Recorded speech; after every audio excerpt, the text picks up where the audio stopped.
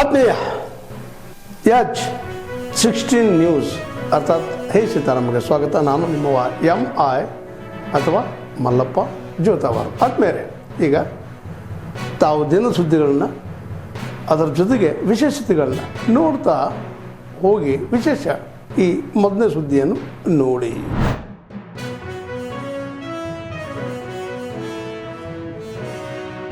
ಈ ಒಂದು ದೇಶ ಒಂದು ಪೌರತ್ವಕ್ಕೆ ವಿರೋಧಾಭಾಸವಾಗಿ ಇವತ್ತು ಪರ್ಮನೆಂಟ್ ರೆಸಿಡೆನ್ಸ್ ಸರ್ಟಿಫಿಕೇಟ್ಸ್ ಅನ್ನ ಕರ್ನಾಟಕ ರಾಜ್ಯದಲ್ಲಿ ವಿತರಣೆ ಮಾಡೋಕ್ಕೆ ಕಾಂಗ್ರೆಸ್ ಹೊರಟಿದೆ. ನಮ್ಮ ದೇಶದಲ್ಲಿ ಪೌರತ್ವ ನೀಡಕ್ಕೆ ಅಧಿಕಾರ ಇರುವಂಥದ್ದು ಕೇವಲ ಕೇಂದ್ರ ಸರ್ಕಾರಕ್ಕೆ ಮಾತ್ರ. ಕೇಂದ್ರ ಸರ್ಕಾರಕ್ಕೆ ಸಿಟಿಸನ್ಶಿಪ್ ಕೊಡೋದಕ್ಕೆ ಅಂದ್ರೆ ನಾಗರಿಕತೆ ಪ್ರಮಾಣ ಪತ್ರ, ಫಾರಿನರ್ಸ್ ಯಾರು ಇವ್ರು ಅವನೋ ಅಲ್ವಾ ಅನ್ನುವಂಥದ್ದನ್ನು ಕೊಡೋದಕ್ಕೆ, ವಲಸೆ ಸರ್ಟಿಫಿಕೇಟ್ ಕೊಡೋದಕ್ಕೆ ಅಂದ್ರೆ ಇಮಿಗ್ರೇಷನ್ ಸರ್ಟಿಫಿಕೇಟ್ ಕೊಡೋದಕ್ಕೆ, ಇದೆಲ್ಲವನ್ನ ಇಂಟರ್ನಲ್ ಸೆಕ್ಯೂರಿಟಿಯ ಆಧಾರದಲ್ಲಿ ಅಂದ್ರೆ ಆಂತರಿಕ ಭದ್ರತೆಯ ಆಧಾರದಲ್ಲಿ ನಮ್ಮ ಸಂವಿಧಾನ ಕೂಡ ಇದನ್ನೇ ಹೇಳಿದೆ, ಒಂದು ನಾಗರಿಕರಿಗೆ ಒಂದು ಪೌರತ್ವ ಇರಬೇಕು. ಆದ್ರೆ ಕರ್ನಾಟಕದಲ್ಲಿ ಇವತ್ತು ಪರ್ಮನೆಂಟ್ ರೆಸಿಡೆನ್ಸ್ ಸರ್ಟಿಫಿಕೇಟ್ ಅನ್ನ ಯಾಕೆ ಕೊಡಕ್ಕೆ ಹೊರಟಿದ್ದಾರೆ? ಇದರ ಹಿಂದಿರುವಂತ ಷಡ್ಯಂತ್ರ ಏನು, ಉದ್ದೇಶ ಏನು ಸರ್ಕಾರದ್ದು? SR ಅನ್ನ ಹರಳಿಸುವಂತ ಕೆಲಸ ನಡೀತಾ ಇದೆ. ನಾವು SR ಅಲ್ಲಿ ಲೋಪಗಳನ್ನ ಕೇಂದ್ರ ಚುನಾವಣಾ ಆಯೋಗದ ಗಮನಕ್ಕೆ ಕೂಡ ತಂದಿದ್ದೀವಿ. ಒಂದೇ ಕಡೆ ಮಸೀದಿಗಳಲ್ಲಿ, ಮದ್ರಸಾಗಳಲ್ಲಿ, ಶಾಲೆಗಳಲ್ಲಿ ಕೂತ್ಕೊಂಡು ಎನ್ಯುಮರೇಷನ್ ಫಾರ್ಮ್ ಅನ್ನ ಕೊಡ್ತಾ ಇದ್ದಾರೆ, ತುಂಬ್ತಾ ಇದ್ದಾರೆ ಅನ್ನುವಂಥ ಗಮನಕ್ಕೆ ತಂದು, ಮನೆ ಮನೆಗೆ ಹೋಗ್ತಾ ಇಲ್ಲ ಅನ್ನುವಂಥ ಗಮನಕ್ಕೆ ತಂದು, ಇದೆಲ್ಲ ಆದ ತಕ್ಷಣ ಕಾಂಗ್ರೆಸ್ ಸರ್ಕಾರಕ್ಕೆ ನೆನಪಾಯಿತು, ಯಾರು ಅಕ್ರಮ ವಲಸಿಗರು ಈ ರಾಜ್ಯದಲ್ಲಿ ಬಂದು ಸೇರ್ಕೊಂಡಿದ್ದಾರೆ ಅವರನ್ನೇ ಬಚಾವ್ ಮಾಡುದು, ಅವರನ್ನು ಒಟ್ಟಲ್ಲಿ ಸೇರಿಸಿ ಅವರಿಗೆ ಸೌಲಭ್ಯಗಳನ್ನು ಹೇಳ್ಕೊಡುದು, ಅವರಿಗೆ ಸೌಲಭ್ಯಗಳನ್ನ ಕೊಡೋದಕ್ಕಾಗಿ ಅವರನ್ನೇ ವೋಟರ್ ಲಿಸ್ಟ್ಗೆ ಸೇರಿಸೋದಕ್ಕಾಗಿ ಈ ಪರ್ಮನೆಂಟ್ ರೆಸಿಡೆನ್ಸ್ ಸರ್ಟಿಫಿಕೇಟ್ ಹೊಸದಾಗಿ ಇವರು ಆಲೋಚನೆ ಮಾಡಿದ್ದಾರೆ. ಡಾಕ್ಟರ್ ಸೋಮನಾಥ್ ರೆಡ್ಡಿ ಸರ್, ಅದೇ ರೀತಿಯಾಗಿ ಅಧಿಕಾರಿಗಳಾಗಿರ್ತಕ್ಕಂಥ ಡಾಕ್ಟರ್ ಸಂತೋಷ್ ಕುಮಾರ್ ಅವರು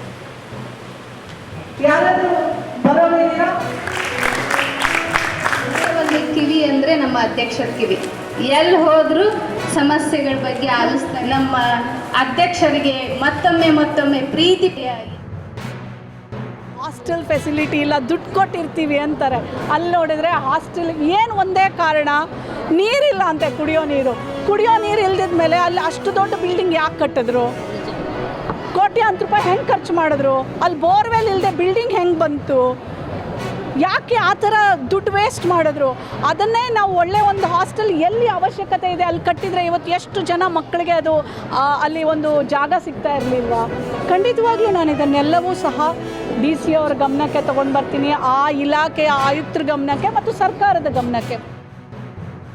ರೀತಿಯಿಂದ ಮಾರ್ಗದರ್ಶನ ಮಾಡ್ತಕ್ಕಂಥ, ಅವುಗಳನ್ನು ಸುಧಾರಣೆ ಮಾಡ್ಕೊಂಡು ಹೋಗ್ತಕ್ಕಂಥ ಎಲ್ಲ ವಿಷಯಗಳನ್ನು ಸ್ಪಷ್ಟವಾಗಿ ವಿದ್ಯಾರ್ಥಿಗಳಿಗೆ ಸಲಹೆ ಸೂಚನೆಗಳನ್ನು ಕೊಟ್ಟು ಅವರಿಗೆ ಯಶಸ್ವಿ ಮಾಡ್ಕೊಂಡಿರ್ತಕ್ಕಂಥ ನಾನು ಭಾವನೆ ಅಂತ ಅನ್ನಿಸ್ತದೆ. ಸೊ ಹೀಗಾಗಿ ಅವ್ರ ಬಗ್ಗೆ ಮಾತಾಡಲಿಕ್ಕೆ ನನಗೆ ಭಾಳಷ್ಟು ಸಂತೋಷ, ಹೆಮ್ಮೆ ಮತ್ತು ಭಾಳಷ್ಟು ಪ್ರಶಂಸೆ ಆಗ್ತದೆ ಅಂತಕ್ಕಂಥ ಭಾವನೆಯನ್ನು ನನಗಿದೆ. ಅಂದರೆ ಮೇಡಮ್ ಆ್ಯಕ್ಚುಲಿ ತಾಯಿಯಾಗಿ ಇಲ್ಲಿ ಕಾರ್ಯನಿರ್ವಹಿಸಬೇಕು ಅಂತಿದ್ದಾರೆ.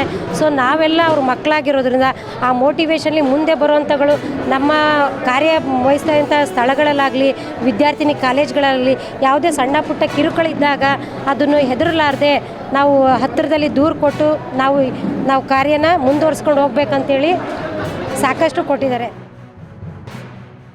ಈ ದೇಶದಲ್ಲಿ ನಡೀತಕ್ಕಂಥ ಎಲ್ಲ ಅತ್ಯಾಚಾರಗಳು ಮತ್ತು ಭ್ರಷ್ಟಾಚಾರಗಳು ಎಲ್ಲ ಅದನ್ನು ತಡೆಗಟ್ಟುವ ಕ್ರಮಗಳನ್ನೆಲ್ಲ ನಾವು ವಹಿಸಬೇಕು. ನಮಗೆ ಸ್ಟ್ರೆಂತ್ ಆಗಿ ಪೊಲೀಸರಿದ್ದಾರೆ, ಎಲ್ಲರೂ ಇದ್ದಾರೆ, ಸೆಕ್ಯೂರಿಟಿ ಇದೆ. ಅದರಿಂದ ನಾವೆಲ್ಲ ಅದನ್ನು ಯುಟಿಲೈಸ್ ಮಾಡ್ಕೋಬೇಕು. ಪ್ರತಿಯೊಂದು ಎಮರ್ಜೆನ್ಸಿ ನಂಬರ್ಸ್ ಕೊಟ್ಟಿದ್ದಾರೆ ಮೇಡಮ್ ಅವ್ರು ಇವಾಗ ಹೇಳಿದ್ದಾರೆ. ಸೊ ಅವನ್ನೆಲ್ಲ ನಾವು ಯೂಸ್ಫುಲ್ಲಾಗಿ ತಗೋಬೇಕಾಗಿ ಕೇಳ್ಕೊತಾ ಇದ್ದೀವಿ ಜನರಿಗೆ.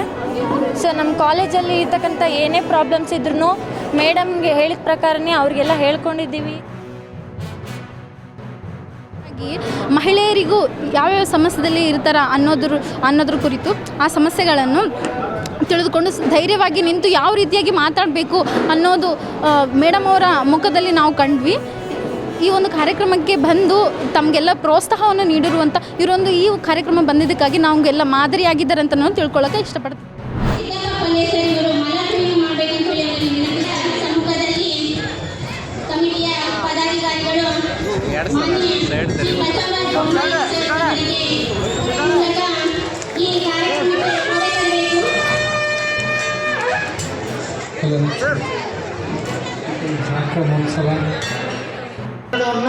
ಹಾಗೂ ಟ್ರಸ್ಟ್ ಕಮಿಟಿ ಅಧ್ಯಕ್ಷರಾದಂಥ MS ಪಾಟೀಲ್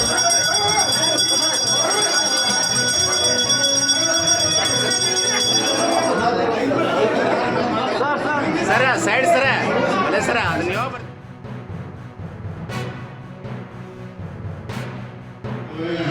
ಇದ್ದಾವೆ, ದೇವಸ್ಥಾನಗಳಿದ್ದಾವೆ. ಗದಗ ಎಷ್ಟೇ ಪ್ರಮಾಣದಲ್ಲಿ ಬೆಳೆದರೂ ಕೂಡ ತನ್ನ ಐತಿಹಾಸಿಕವಾಗಿರುವಂಥ ಒಂದು ಪ್ರಸಿದ್ಧನ ಎಂದು ಕೂಡ ಅವ್ರು ಬಿಟ್ಟುಕೊಟ್ಟಿವಿ. ಆ ಸಂಸ್ಕೃತಿಯನ್ನು ಬಿಟ್ಟುಕೊಟ್ಟಿವಿ, ಆ ಸೊಗಡನ್ನು ಬಿಟ್ಟುಕೊಟ್ಟಿಲ್ಲ. ನಿಮಗೆಲ್ಲರೂ ಅಭಿನಂದನೆ ಸಲ್ಲಿಸ್ತು. ದುರ್ಗಾದೇವಿ ಜಾತ್ರೆ ಸುಮಾರು 1 ವಾರಕ್ಕಿಂತ ಹೆಚ್ಚು ನಡೀತದೆ. ಕೊನೆ ದಿವಸ ಕಾಣ್ತದೆ ಅದು ಶರೀರದು. ಅವಾಗ 15 ದಿವಸ ಆಗಿತ್ತು, ನಿರ್ಣಯ ಸಿಕ್ಕಿದ್ದು 15-20 ದಿವಸ ಆಗಿತ್ತು. शिलान्यास करें 163 करोड़ 30 लाख की 86 परियोजनाओं का लोकार्पण और 269 करोड़ 39 लाख क्षेत्रवासियों के नाम आप सभी को बहुत बहुत बधाई. एक बार जोरदार तालियां. आती है जब विधायक मेहनत करता है, परिश्रम करता है, और आप सबको सौभाग्य से ऐसे विधायक मिले हैं जो विकास कार्यों में रुचि लेते हैं. उनके विकास के प्रति रुचि आज इस क्षेत्र को विकास की नई बुलंदियों तक पहुंचा रहा है. और बीकापुर भी अयोध्या की तरह ही विरासत और विकास का एक अद्भुत संगम का प्रतीक बन रहा है, एक बेहतर समन्वय का प्रतीक बन रहा है. विकास की यात्रा अनवरत चलनी चाहिए.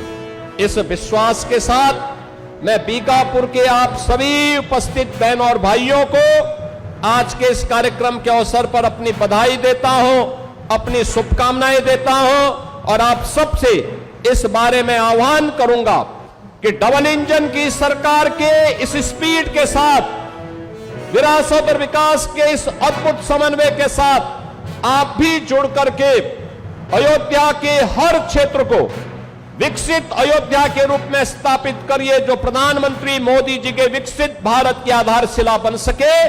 इस विश्वास के साथ आप सभी के प्रति मेरी मंगलमय शुभकामनाएं हैं. ತಾವೆಲ್ಲ ಇಲ್ಲಿವರೆಗೆ ಸುದ್ದಿಗಳನ್ನು ನೋಡಿದಿರಿ, ಜೊತೆಗೆ ವಿಶೇಷ ಘಟನೆಗಳನ್ನು ಸಹ ನೋಡಿದಿರಿ. ಅದು ನಿಮ್ಗೇನು ಅನ್ನಿಸ್ತು? ನಿಮಗೆ ಲೈಕ್ ಮಾಡಿರಿ, ಶೇರ್ ಮಾಡಿರಿ, ಕಾಮೆಂಟ್ ಮಾಡಿರಿ, ಜೊತೆಗೆ ಸಬ್ಸ್ಕ್ರೈಬ್ ನಿಲ್ಲಿಸ್ಬೇಡ್ರಿ. H16 ನ್ಯೂಸ್ ಅರ್ಥಾತ್ ಈ ಸಿದ್ದರಾಮಯ್ಯ ಸತ್ಯದ ಕೈಗಳಲ್ಲಿ ವಂದನೆಗಳು.